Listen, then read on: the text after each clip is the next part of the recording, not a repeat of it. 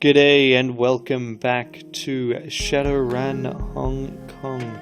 Last time round we met Rakta, we chatted with each of our companions, wanting to get to know a bit about them, wanting to see a bit more about the people we are running with, and we will probably do that basically every time we come back, because we want to advance their personal storylines, and this is our opportunity to do so.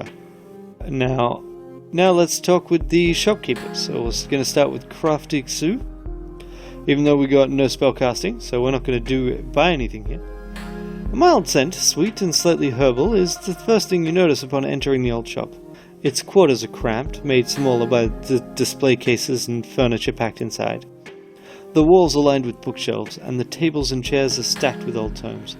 A few titles jump out at you: Lucid Dreaming and Exploration of the Inner Self, Dream Logic, Nocturnal Visitations. Overall, the place feels lived in, if disorganized. Not quite cluttered, but close. Milling at the front of the store is the shopkeeper, lost in a book of her own. She is tall for a human, probably close to 2 meters in height. Her physique is bookworm, not overweight, but you can't see any muscular definition either. A wraparound tattoo covers her upper arms and shoulders, but from where you're standing, you can't quite make it out. She fidgets. Gradually, her eyes rise from her book and lock onto you. Welcome. I don't believe I've seen you before. Name's Crafty. Ranneko. Nice to meet you. So, Ranneko, what can I do for you? I've got spells, alchemical reagents, foci, whatever you want, really. Might have to do some digging to find it, but if it's magical, it's around here somewhere. So, Crafty, have you had any vivid dreams lately? As a matter of fact, I have, Ranneko, but we all get the occasional vivid dream, nothing special here. Really, then why are you reading up on them? She flicks her wrist dismissively. Sure, it's a little weird that we're having them, but these types of dreams are common in the Walled City. No need to get worked up about it. They're common? Explain. Common as a cold. My mother devoted her life to researching the Walled City and the magical phenomena within it. So I grew up with stories about the city, recurrent, creepy dreams being one of them. I've never been inside the Walled City myself, but Mum went in pretty regularly and experienced the dreams. Where's your mum now? Dead. Mum was interesting, but not praiseworthy. Is this your store or do you just work here? It's mine. I inherited it from my mum. As you can see, she generally left me all her research journals. Mum was never a big cleaner, but neither am I. Mum used to keep spirits around that helped her manage the place. They're not here anymore, but sometimes I swear my books aren't where I last placed them. Who knows, maybe they pop by for visits. I just wish they'd clean while they were here. What makes this store so special? It's old, respectable, built over a dragon line. She tilts her head to the side. We also carry texts unavailable elsewhere. But I guess for me, I'm drawn to this place by the nostalgia. How do you like working here? It's a joke, can't complain. What's with the name of the store? It's a cultural thing. The 5 phases represent wood, earth, fire, water, and metal. Some people believe they're the basis on how things function and interact in this world. You'll find it practiced all through China, in disciplines ranging from farming to science, even music. The theory isn't common among younger generations, but it has its uses. My mother was strongly influenced by it. In fact, our sign out front is a visual representation of the 5 phases. It was an inspiration to her. She raises her shoulder in a half shrug. I just think it looks neat. Alright, let's ask about something else. Tell me about yourself, Crafty. Not sure where to start. What do you want to know? Is Crafty really your first name? No. A wave of nostalgia seems to pull her gaze towards the shop's window. My name started out as a joke, actually. Back home, my mum used to call me Crafty, since the meaning is similar to my given name. I liked it because of the way it sounds. I insisted my family call me Crafty, so it became sort of a nickname around the house. When I got older and started school, I made my mum register me as Crafty, and it stuck. So, what's your given name? Meow? Yes, like a cat. You foreigners always make that same joke, which is why I grew up hating Meow. Call me Crafty. What do you do when you're not at work? I've been pretty crunched here at the shop, so I don't get much time outside of work. But when I'm off the clock, I like to read and paint. Maybe kick back. My buddy Gobbet sometimes stops by with food. No drag racing or anything. Pretty boring. I know a Gobbet. Wonder if they're the same person. You know a lot of Gobbets? Her teasing tone resolves itself into a gentle smirk. I'm sure they're one and the same. She's a good person. We're not real close, but we have a pleasant relationship. Chatting over french fries, discussing our latest reads. You know, shallow things. How'd you know her? She and Isabel got me out of a tough spot. Good. Keep her by your side. Gobbet's pretty fluent in the ways of the city and the people who live here. She knows her stuff. If you stick with her, you'll find yourself in a lot less trouble than you would otherwise. You said you paint? Just for fun. I don't make any money off it or anything. I just find it relaxing. Design my tattoos. That's about the extent of what I take beyond the canvas. Mind if I see that tattoo? I can't quite make it out from here. Yeah, sure. She turns her back to you and you can see the tattoo in all its glory. It looks like an impressionist rendition of a school of salmon jumping upstream. The artistry of the piece is undeniable. That's really good. Professional quality work. You're being way too generous, but I'll take it, thanks. What do you like to read? Aside from the usual, I love sitting down each morning to a tall cup of soy calf with the latest news stream on hand. I pop it right up into the bits. Makes for great reading. Kidding. Well, for all you know, I tend to stray towards detective novels, maybe some suspense and horror. When I'm not reading for my leisure, I study textbooks to keep my magic sharp. I'd like to ask you something a little more serious. Sure, what's on your mind? Your mother sounds like quite the mage. Did you study magic too? I sure did, natural predisposition. But whatever, Mum and I learned the craft differently. I went to a university, she was book taught. Mum was very old school. Her magic wasn't as applicable to everyday situations. It was rooted in superstitions. It still worked, and well, but only for more ritualistic ancient spells. Practical spells, like rain shields and bottomless trash cans, were outside of her repertoire. Back on topic. What else do you know about the Walled City? Very little, just that my mother spent most of her time there and she...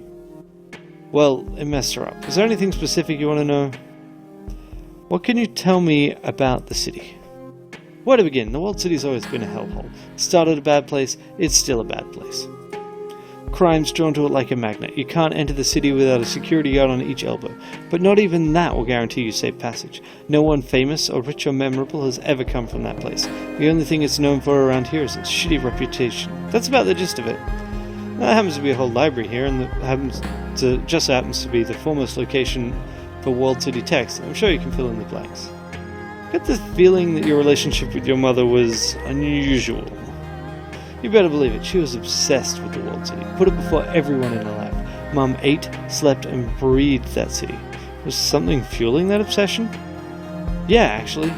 Mum was convinced something was wrong with that place, that it was cursed in some way, polluted with unnaturally bad ki. She'd visited the city under the protection of the Yellow Lotus, spent hours, sometimes days studying it. Mother was consumed by research. Did she ever find something? She sure tried. Mum thought she could find a way to purify the place and exorcise its demons.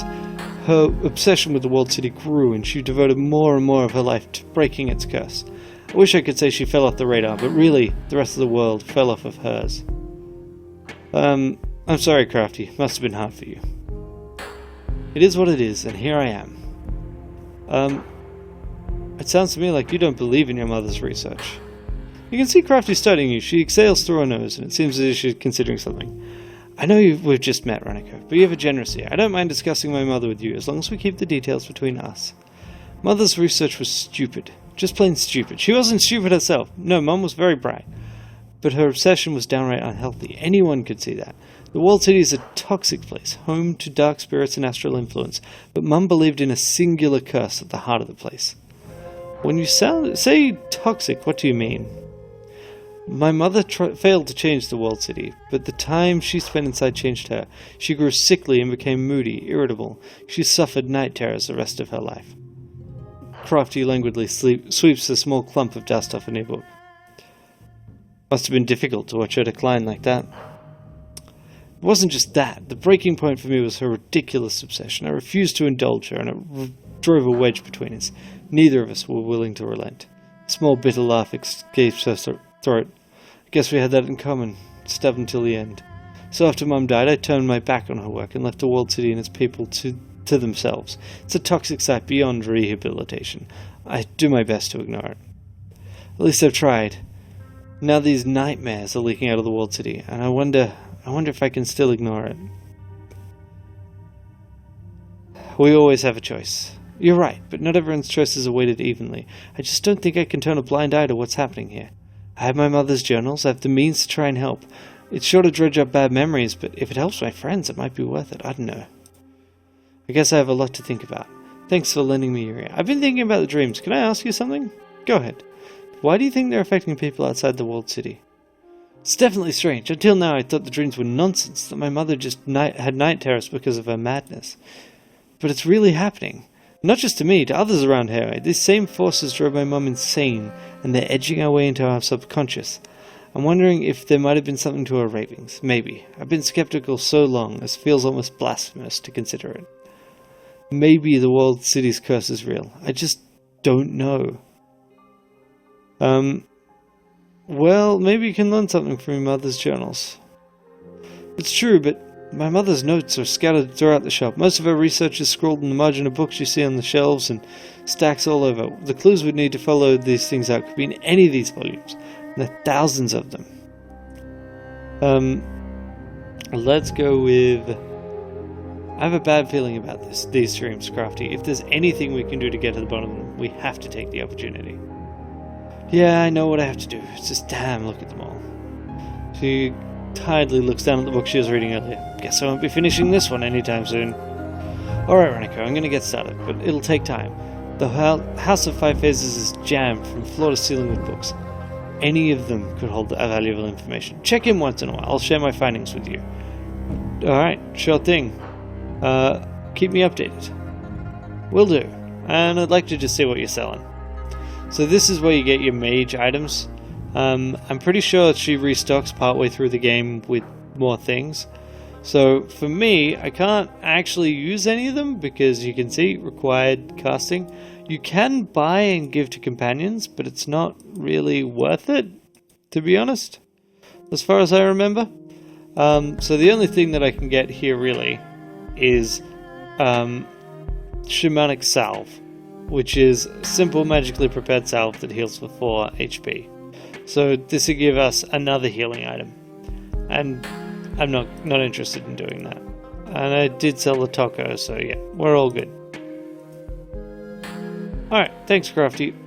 So, I mean, I'm mostly going to be saving my money for decks and drones, and a little bit of cyber.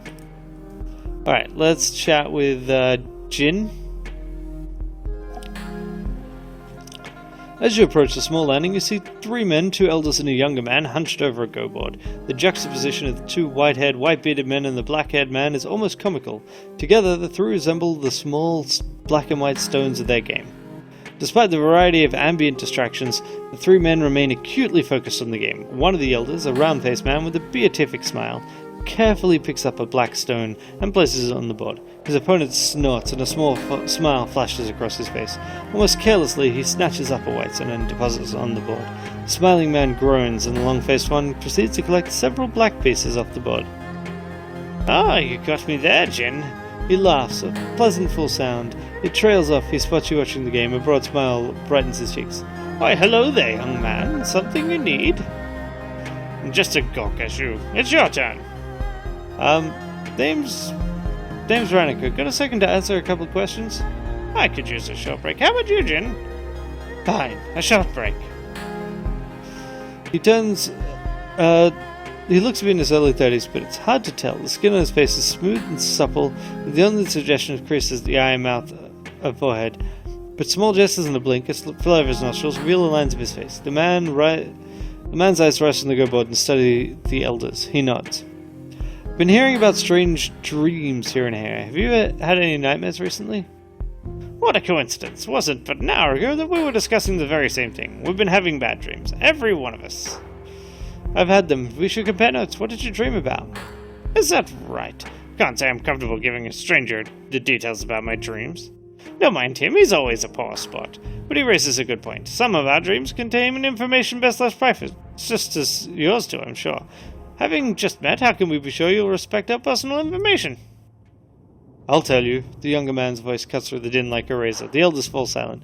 He turns to you and locks his eyes, dark orbs that burn with piercing scrutiny onto yours. He nods and returns his gaze to Go-Broad. I believe you're trustworthy. Please, Ranneko, make yourself comfortable. I'll share my dreams with you. I appreciate it. Go ahead. I dreamed of a long, dingy hallway. When faced with such a thing, one generally walks its length, so I lifted my right foot and placed it in front of me. Upon taking that first step, I found myself instead drawn down an alleyway to my left. It wasn't there before, this alley. It only appeared as I began to walk.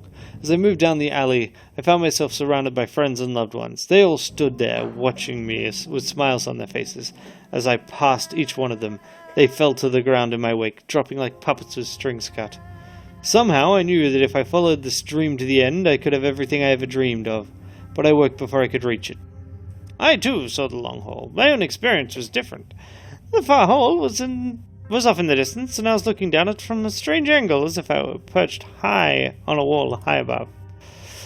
You know, young man, Ranneko, you look very much like that person I saw walking that hall. He moved steadily down the path, walking at an even pace, and just behind him a great and terrible shadow followed. Of course, I didn't have the best view up there on that wall, or wherever I was. It could have been anyone. Perhaps this old mind of mine is seeing your face now and misremembering the dream. He lets out a chuckle and a flush of red returns to his cheeks. All right, Jin, go ahead. I changed my mind. I don't want to share my dream. Nonsense. Master Lao and I have both told him our dreams. Now it's your turn. No. I don't want to force you to do anything. See? Straight from the horse's mouth. I don't have to. Jin, this is important. Jin opens his mouth and closes like a gasping fish.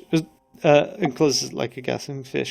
as he looks at Lao, his body relaxes and a sadness seems to take hold of his features. Alright, but you don't go repeating any of this you hear. He takes a deep breath and slowly releases it, folds his hands in his lap. My dream began as a nightmare. I dreamed of the failures and mistakes I've made throughout my life, of the people I've let down, the competitors who were crushed, the wife who died in hospice care without me. I dreamed of the family I abandoned. But then I dreamed of the walled city. I stood before it and its doors opened to me, and when I passed inside, all my guilt fell away. It was as though the city had absolved me, had washed away my guilt, and I remember feeling happy. As his remembrance ends, so does his lightened mood. His face shrinks into a pout, and he says grumpily to the ground, There! I did it! You happy? Thank you, Jin. You have my thanks, too. Yeah, now can we change the subject? My house is acting up. I'm guessing you've been around here longer than I have. Is this sort of thing normal? If it were normal, we wouldn't be huddled around discussing them in whispers now, would we? Enough of that, Jin. Ranneko here asked in earnest for our advice. He deserves a proper response. Please forgive my friend. Bitter years have left him suspicious of others. The answer to your question is no. Upsetting dreams have never been common in Heoi. But these recent visitations have been different. They've been darker, more vivid, stronger than dreams. Last night I felt consumed by the sense something was wrong, and while my friends here felt a sense of relief and excitement as their dreams end, I felt as though I was sitting on the precipice of some vast and terrible chasm, with the void yawning beneath my feet. But perhaps these are the ramblings of an old man. Please forgive me. You speak wisely, Shu. It is foolish to embrace a thing you do not understand. What Jin and I saw in our dreams was alluring, but so is a light to a moth. Your instincts are strong and sharp, my old friend. It is wise of you to trust them. Thank you. I can only hope these dreams do lead to something beautiful. There's always enough deception in this world. Can we get back to the game now? Yeah, looks like the break's over. It seems that way. Stop by again sometime soon, Ranneko. Thanks. Good luck with the game. Alrighty. So, we've talked to Reliable Matthew. He was the one vendor we got to chat to previously. I don't think there's anything down here. We'll just double check. No, nothing. We're not going back to the Mahjong parlor.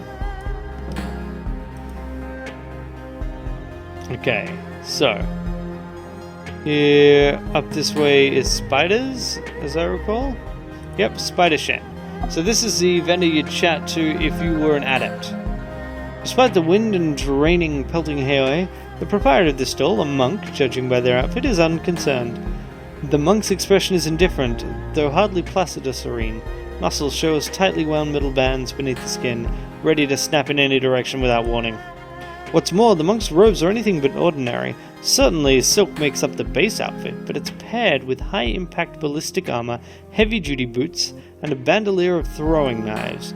The table in front of you is arrayed with a wide variety of melee weapons, charms, jade pendants, and other mystical accoutrements. Beneath an awning in the rear are rows upon rows of cages, each housing some variety of exotic reptile or insect. These in turn are flanked by jars and boxes of Chinese herbs, incense, powders, and inks. The monk spares you only the shortest of glances as you approach. Hi, I'm Spider Shen. Most people in Heoi call me...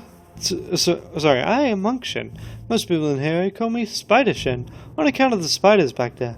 You're not a local, not by a long shot. It's definitely a statement, not a question. What tipped you off?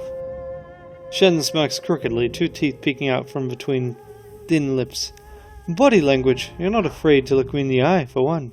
For another, your clothes, not in fashion here in Hong Kong. Swords, knives, clubs, I sell it all. I can make the most of these, but if I can't, I've got friends who can. If you need incense or salves for meditation, I can make and sell those too. If your joints ache, I can give you acupuncture. So, what can I show you?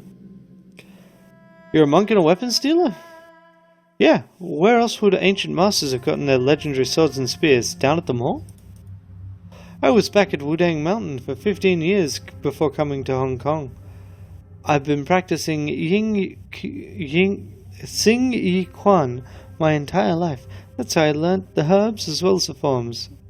It just so happens I'm good in a forge too. That's why what you buy here is better than most other people's. Why become a weapons dealer out here? I was a runaway, street orphan in Aberdeen. One day an old man who called himself Woe offered to take me in, let me make something of myself as long as I worked hard. Nothing in this life is free, friend, not even Grandfather Woe's help. So I work for him now. Sounds like he was part of a triad. Obviously. Think I'm in Kindly's little haven for no reason? She and Grandfather Woe are on good terms. I don't get in her way, I pay a cut to her. Everybody's happy, even Woe, because I solve his problems for him. Shen raises a bald fist, which suddenly bursts into blue flame. After a moment, it gutters out. Remember that. If anyone here ever gives you something for free, in Heoi you pay it back with blood or money, but you pay it back regardless. What's Xing Yi Quan? Shen strikes a sudden pose, body low, one fist against the hip, while the other is extended in open palm. The 5-element fist style. Water grows wood, which burns to become fire. Fire creates ashen earth, which condenses into metal, etc. The form cycles the 5 elements, and opposing elements block each other. A water fist will break wooden defense, but a water block will extinguish fire. Should one use a water inception on a metal fist, however, the water will be smashed apart. Direct, simple, powerful, not so elegant as Bajikon or Tai Chi, but much more powerful. Shen pulls a tarp away from a nearby lump. The object beneath the tarp is revealed as a door to an Ares City Master armored personnel carrier. It's been caved inward by a massive amount of force, and in the dead center of the door is an indentation into which Shen's fist would fit perfectly. Power comes from focus, and focus comes from practice and medication. Meditation, not medication. Very different kind of focus from that. Xing Yi Quan produces more powerful than most other forms of Kung Fu, and applies it in a highly focused way. Why are your weapons special? Because I take greater care with them. I've studied the ancient texts. Anyone can make an excellent carbide steel blade, but I can make a carbide steel blade burst into flames. I can make it sing with joy in combat. Anyone can make steel. Not anyone can awaken its soul. And can I see one of those blades? No, of course not. Swords like that must be custom ordered. Only when someone cancels an order do I have one just laying around. And believe me, they get snatched up quick. Okay, what do you want to know? You sell the snakes and spiders too? No, they're mine. I can sell you things I craft with my hands or things I can do. But the medicines and poisons I make are my secret. You want those? You apprentice to me. 5 years, maybe I show you how to make a poultice, eh? That secret? Of course a secret. They're what set me apart from the rest of the street dealers in Heoi. You want Cram or Bliss or any 2-bit triad punk can make that for you. But I can realign your ki, set your yin-yang in balance, or set someone else's out of balance with a few drops. To master my skills, you'll need to learn for years. It's not just following a formula. You want to learn, you need patience. You try and learn without patience, all you do is ape the masters. To understand them, you must truly learn my art. Otherwise, you never become a master. Might as well get a skill soft. Alright, let's have a look at your wares. So yeah, he sells a katana, he sells better armor than we have, but we probably should get better armor, but yeah. And he sells other melee weapons. he's not going to have a lot to talk to us about, because there aren't any adept NPCs in the game. So, I mean, any you can talk to. So, you know, not much point in grabbing it. Let's look at this X. Large X fashioning from overlapping strips of... Okay. Let's chat with Frederick Kafai. Like most troll bouncers, this man is knotted with muscles, but absent are the myriad scars that come with age and indiscretion. His only blemishes are the bony skin grows common to his kind, a deep scar across his neck and collarbone, and, you know, the cyber skull, or at least partial cyber skull that he's got. You watch yourself in here, or else we check aerodynamics. Aerodynamics? Anyone causes trouble, I see how far I can throw him. No fighting, no killing, no sex trade. He lifts an arm and, flexing. His muscles jump out like a mass of serpents and steel cabling. His arms easily stick as most humans' waist. I don't mess around. Yeah, that is where he can throw people. Nice. Okay. So there's a bunch of NPCs to chat to here. This is not going to be a super quick episode. So here is our gunrunner. Older troll woman has a striking Amazonian quality. When she was younger, she must have really turned heads. Can I help you? You in charge here? And don't you forget it. This is my family's place. Me, my husband, and our 2 boys. Now, do you have business with me? I have no time for window shoppers. What do you got for sale? Firearms from all over the world, from areas to welter and everything in between. You in the market? Let's take a look. So, yeah, this is where you buy your guns. You can get an Uzi 3. I like how there's versions with Smart Link and versions without. So if they got a Smart Link, they're more accurate. But you also need... I think you need a Smart Link system, and I can't use any of them. I can use grenades, but I'm not going to. In fact, that's something I can do. I could sell off my grenade. Alrighty. What can you tell me about Heoi? Only one thing you need. The corporations do not rule Heoi. We're under kindly Chang's umbrella, and her yellow lotus soldiers protect the docks, maintain the peace, but we're not triad members and they don't own us. Heoi is a crossroads where goods change hands and deals are made. Kindly makes a market, but we, the families, make it happen. Families are rebuilt in this place, when it was left to rot. Strong families like mine, and we protect our own. Outsiders and corps know that tangling with Heoi is more trouble than we're worth. Triads know it's better to work with us than against us, and now you know these things as well. You do well to remember them. Now, you looking to buy? Nope. Let's go. Alright, let's chat. That was a nice quick one, but then we got these 2 to talk to. So we'll start with Callum. Better groomed than most of his kind, the young troll nevertheless ruins the effort with his own blatant drunkenness. His eyes are red, his expression foggy, but he otherwise appears to be high-functioning. Have a drink, friend. Have 2. Maybe then something else to chase it? You alright? Couldn't be better. I'm the Prince of Club 88! Chosen, you might say. You're part of the family that runs this place, then. You're a shrewd one, friend, and I'm the heir apparent of my birthright to peddle chems to every sniffer that passes through our gates. What do you say? Need something to pick you up or bring you down? Can you tell me what I might find around here? Not a hell of a lot, but I suppose it depends what you're in the market for. Are you man for chemistry? Mama offers firearms, everything else is just glitter and smoke. If you're looking for tech, Law's place sells all the techno baubles you could ask for. Just walk towards the giant blue hollow sign that gives everyone a headache. Further on the same dock, Reliable Matthews, your basic used drone salesman. Only game in town for that sort of stuff. If you need magical worsteds, try the parlor of 5 favors. Got no clue about it. But, you know, both places seem legit from the street. Okay. If you're better off staying here, though, I could set you up with an ampoule or something real smooth. Let's see what we got.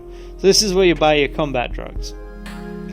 So you can see the combat drugs here Cram is real nice because it gives you a bunch more AP, but it's 1 round.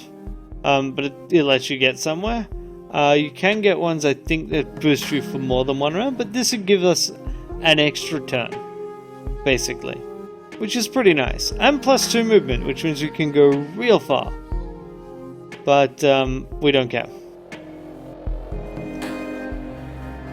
I may buy some combat drugs, but probably not. There's only one way to describe the troll holding the back of Club 88. He's weathered, as if the man had been carved from granite, then battered by the crash of waves and salty winds over the course of decades. Welcome to Club 88. No killing, no fighting, no sex trade. Rules are rules. You're the one who make them?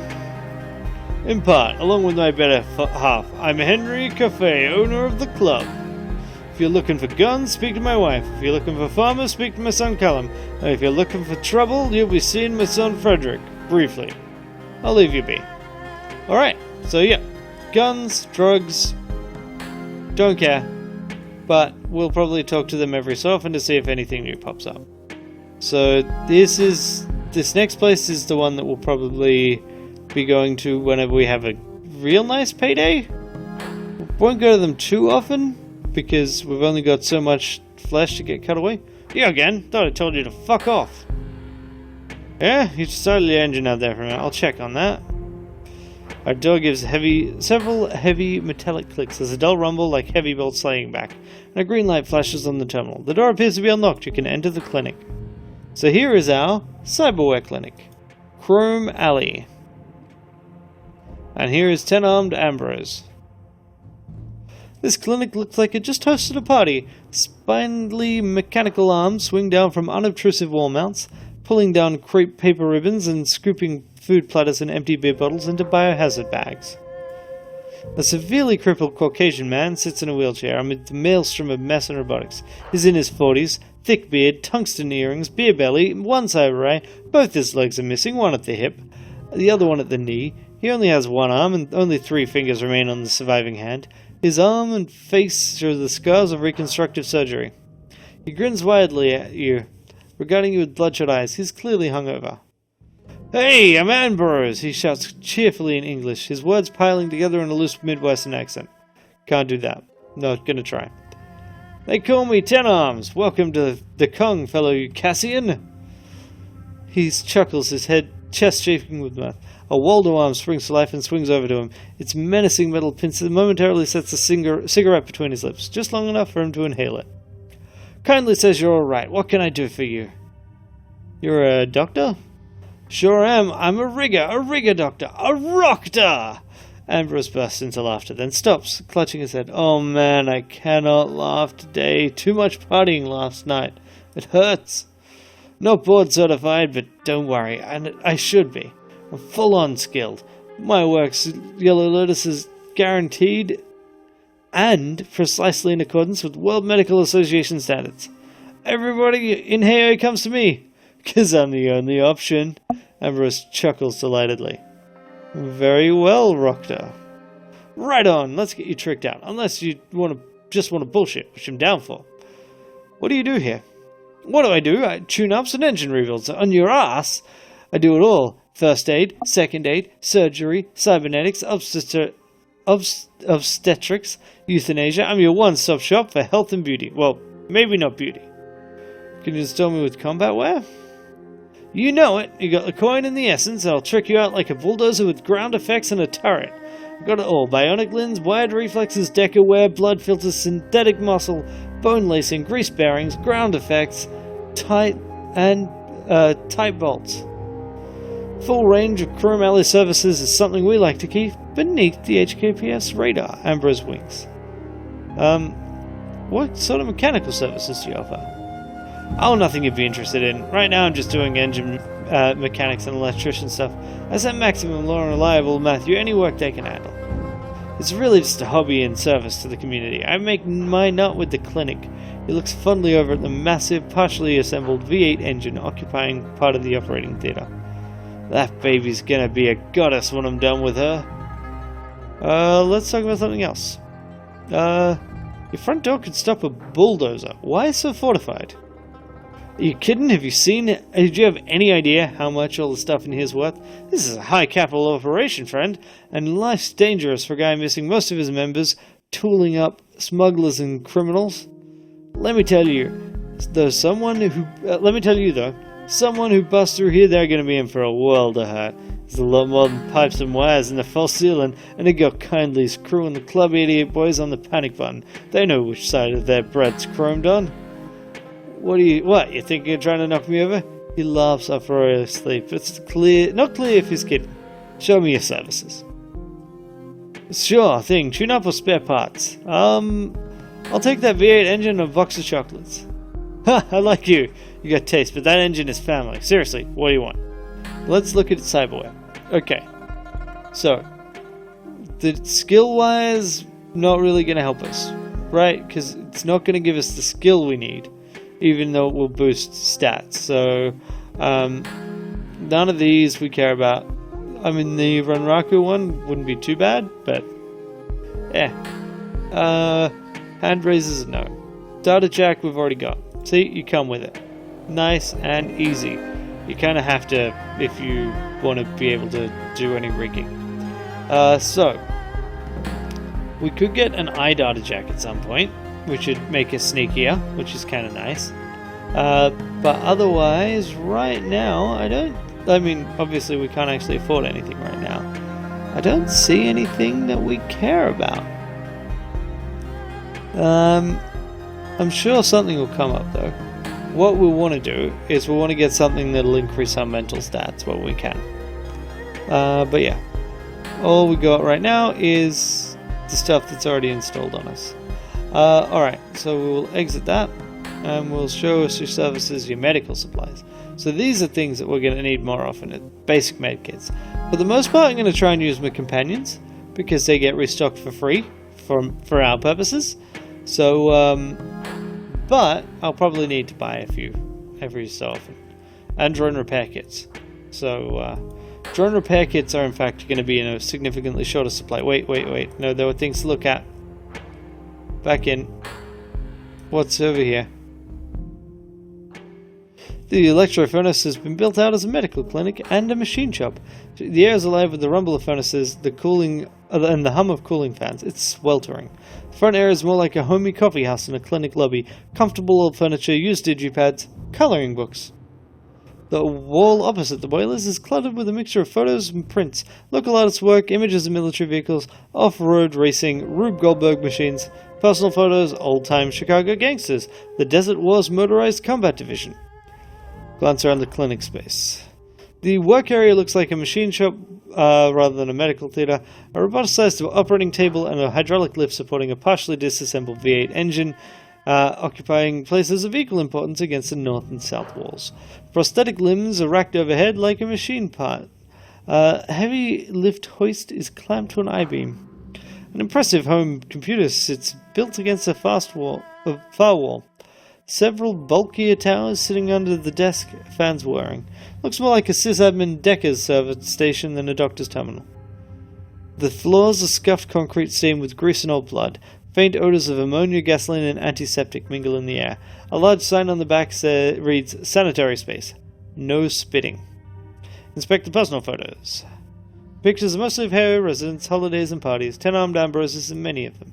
The vast scope of photos suggests Ambrose must be acquainted with almost everyone in Heoi. Okay, cool. And now let's have a quick look at his computer. This impressive home-built computer is running multiple large memory units and processors. Chilled air from its active cooling system washes over you to the whir fans. A thin fiber optic cable runs across the wall to Ambrose in his chair. On the wall behind the computer are miscellaneous decorations, notes, and photos. 2 items stand out, a large dry erase calendar and a corkboard with printouts. Let's have a look at the calendar. The dry erase calendar is littered with a relentless storm of commitments risen in cramped, sloppy handsy. Most appear to be medical appointments with patients, followed by a busy list of social engagements. Closer scrutiny reveals others. A basic mechanics class on Wednesday nights. Basic computer coding. Sunday afternoon is, before both of these, is prepare lesson plan, you stupid idiot. Holidays, big combat auto races, birthdays. Every Sunday until 4 p.m. is simply labeled engine. Only 5 hours a night are devoted to sleep, but large swaths of time are conspicuously labelled hangover. On the corkboard printouts, news clippings and BBS posts have been printed carefully, snipped and pinned in place. They're less than a year old. They're intermixed with grainy photographs of what looks like a devastated city, Chicago. News articles describes an outbreak of a virulent version of the virus plague in the city, and the subsequent quarantine of the zone containing hundreds of thousands, if not millions, of people. Newest items are in plain text bulletin board postings printed out. The very fact that from so crude a site is strange. Very few Matrix sites are so plain. Alright, the source of the printouts. They're from Shadowland, a dark Matrix site for Shadowrunners that operates out of the Denver Data Haven. So first and foremost of all underground and anonymous systems dedicated to Shadowrunning activity. Captain Chaos, Fastjack and other global shadow decking libraries appear on these posts. And an analogous event, this is the bugs in Chicago.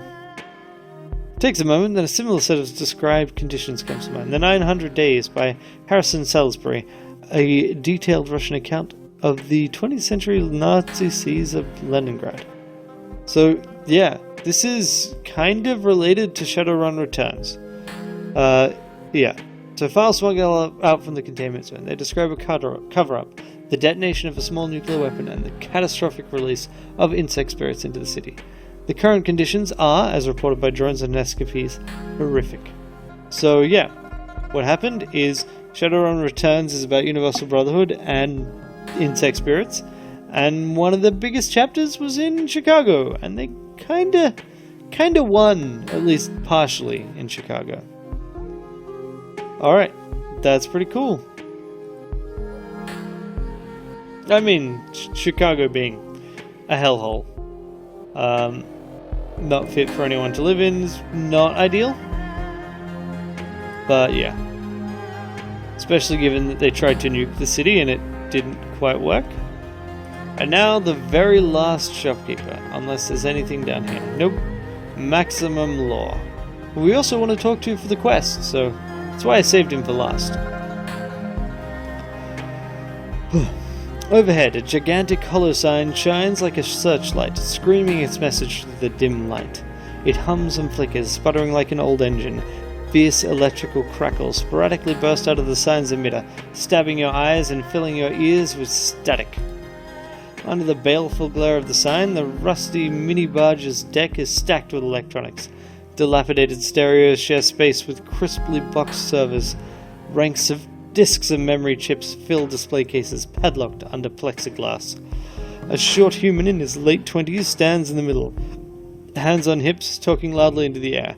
Bulky virtual reality goggles cover his eyes, and a data jack runs down from his temple to a belt load of clearly home-built computer hardware. "No, I'm telling you!"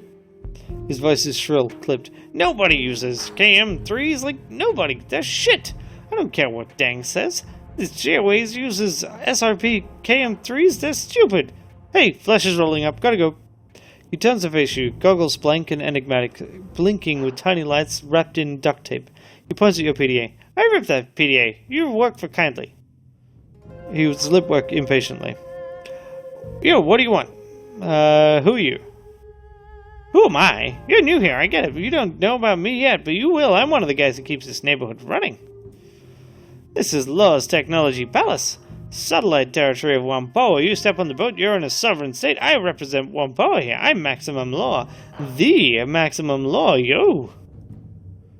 You got a tech problem? Boom, I solve it. You need software? Boom, done. But don't waste my time. You got any business in Wampoa right now? If not, keep moving." That's an amazingly ostentatious hollow sign you got. "Yo, it's pretty boss." "Yeah, must cost you a lot of electricity though." "Whatever, I'm not paying for it. Half of Heoi gets its juice from a pirate tap on a big Mitsuhama DC cable under the river. Mitsuhama's like, oh yeah, let's run 2 million volts from the cold fusion plant to the island under the river. Those slum monkeys can't tap an underwater cable." Idiots. "You know who built the tap that pulls the electricity out that cable? Wampoa. You know whose barge holds the transformer? Mine. Cheap power for all and a whole lot extra for me. Behold the lighthouse of Boom." Looks like you got some dangerously exposed wires over there. Yo, what are you, my mother? Those wires are fine where they are, high and dry. They're only problem with someone who does something stupid. I'm running a high bandwidth tech operation. Do I look like I have time to tape copper and sip tea? No, I don't. These are the only wires you need to think about. He wraps his knuckles fiercely on a clear-top case full of buses, cables, and cable harnesses. Why are you wearing VR goggles? It's not VR, it's augmented reality. We're pioneering it. Little cameras, matrix overlay. I can support a 3-dimensional HUD and sub-windows with live feeds. I've got network command shell open right now. I'm networked with 5 guys. Wave of the future. Augmented reality. I hear a lot of cops are experimenting with it, but not in such a socially invasive way. Yeah, Shiawaze, Fuchi, Ranneko, a couple of others. Some of us look at what they got. Their whole approach is flawed. They won't get anywhere. You guys looked at everything multiple megacorps are doing? Yep, corps can't think like us. They're paper tigers. Inside all that money and organization, their systems run by idiots. Their code is like perspective. No complexity of thinking. The system prevents it. Law says it with supreme confidence. A statement of perfect fact. Boom! And, I mean, AR is what most people use in 4th and 5th edition Shadowrun, which is set 10 years on from when this game is set, 2070s. So yeah, I mean, he's not wrong, it is the future, but anyway. So tell me, I found this while poking around in the walled city. You worth anything? He scans the chip's casing with a handheld optical reader. Yo, that shit is banned! Lifted off some yellow Lotus, they traffic this stuff. Delimited sim chips. Full sensory experiences. You looking for a buyer? I can make it happen! Well, how's 120 Nuyen sound? Sure, sounds good. Hope it finds a good home. Well, yeah, I'll sample it first, but these Calahards can send you for a trip. Don't worry, I can handle my sims. Tell me about Wampoa. We're pretty much the best, Joe! What do you want to know? Law folds his arms impatiently, as if he's irritated by your request, but he can't quite stifle a proud grin. Just tell me about the tribe generally. Who are you guys? You really are new to the Kong, aren't you?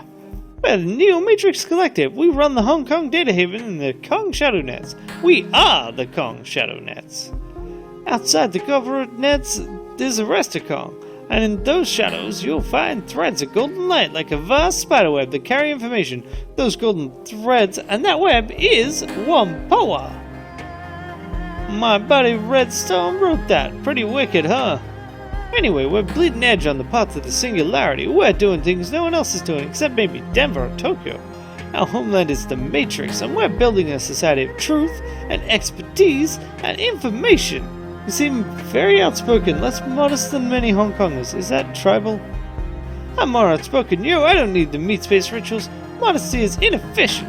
Is that a Wampoan thing? For those of us who are most style, maybe. We're post-cultural. Law sweeps his hand around, gesturing at the surroundings. I hardly see any of this meat space. Our meat space headquarters is a big 20th century ship that's totally awesome. Whatever. It's just meat space. Wampoa is a bleeding edge of the path to becoming the singularity, and in the singularity there's going to be nothing but straight up truth. Law punches his fist down at the ground, striking a majestic pose like a Tridio barbarian. Boom! Truth! What's a Wampoan doing on Kindly's Earth? Are you a liaison? What am I doing here? I'm an ambassador. I broker Wampoa's services to Heoi. Emissaries like me are all over the Kong. Time to get together like an invisible network. So you work with Kindly, doing the tech for the Lotus? Yeah, I do some work directly with Kindly, but my focus is more street level. We're all part of a big machine, each piece playing its critical role. As is so with any highly evolved machine. Exactly, that's why no one messes with Wampoa. Boom! Does Wampoa provide any technical services for for Hong Kong Spa? We sure do. We run pirate networks. And the services are way more than most ordinary people want, though. You can get prepaid bandwidth with a corporate carrier for fractions of Nuyen, but you're selling your soul. They monitor it. If you want to operate unmonitored by corporate algorithms, you gotta fly through Wampoa nets. It's the only way to be. And so their coders and deckers are criminals, right? We do tech for anyone in Hong Kong outside the corporate umbrellas. Anyone can use our networks if they pass our vetting and can pay for what we bring. It's mostly the extra legal element that needs skill. I understand someone's killing your elders. His face goes grim. A red light blinks on the VR goggles. A lens whirs quietly, focusing in on you. He grinds his teeth audibly, radiating nervously and intensity. Yeah, shit's crazy. Full-on medieval. Can't talk about it. It's a tribal matter. Controlled information, right? We're gonna solve it. That's all outsiders need to know. Actually, I've been contracted to help them solve the murders. Well, really? We're pulling in outsiders? Huh. Well, I should have seen that coming. What the hell are you doing here? Go to the garden and help stop that shit. Then come back and tell me what's going on. Everyone's guessing. The elders are being quiet and the rumor hub's going crazy. Outsiders don't understand us. Maybe you can, if you're real smart. We're in a whole different world than most people. Like, I'm seeing 3 streaming videos and live network stats on my goggles right now. Time's wasting, Ranneko. Lower kicks one of the bins at his feet. A sea of electronic parts within it. Rather loudly. You gonna buy something? I'm here for tech. Show me what you got. Alrighty, so I'm gonna want to buy at least the Craftwork 1 at some point, or possibly the next one up. The cargo carrier we can't quite get yet. So yeah, that means 900. It's gonna be the first job. Yeah, and this is where we get most of our stuff. We'll also need to get a few programs when it comes to it. Probably do suppression and blaster. So we've got the area attack and killer. Oh, we'll definitely need medic. Okay, 4 programs. Cyberdex. Yep, 4 programs. Yep, sounds good. Alrighty, so that's that done. So the next step is to actually do the job we were hired to do. And that is what we will do next time. Until then, have a great day. Bye.